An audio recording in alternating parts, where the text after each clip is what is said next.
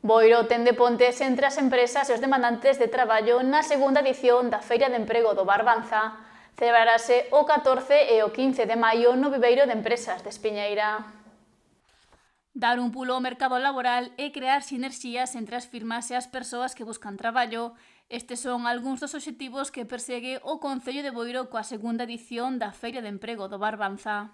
Teñen como finalidade facilitar a relación entre o tecido empresarial da comarca de Barbanza e as persoas demandantes de emprego. Non?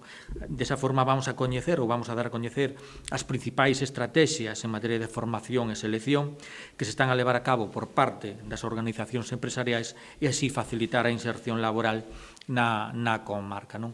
A verdade é que toda a formación que estamos facendo no Viveiro de Empresas, pois, bueno, ten o seu premio, non? Estamos falando que temos unha taxa cerca do 74% de inserción e que polas nosas aulas están pasando entre 300 e 400 alumnos.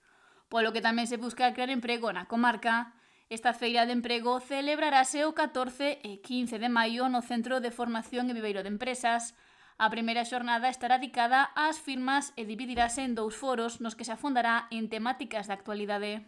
É un primeiro foro onde se vai a tocar temas como vai afectar a inteligencia artificial ao mercado de traballo, tamén como vai evolucionar na sociedade, que postos de traballo se poden crear, que postos de traballo están en perigo de ser sustituídos ou desaparecer, que novas ocupacións vai a traer a inteligencia artificial. Este primeiro foro vai empezar ás 10. Temos un moderador que é Jorge Teixeira, que é enxeñeiro informático, está dentro da Asociación de Software Libre, e a partir de aí a idea é tratar este tema buscando un debate entre unha serie de empresas. E a segunda sesión estará protagonizada pola economía circular, o futuro no emprego.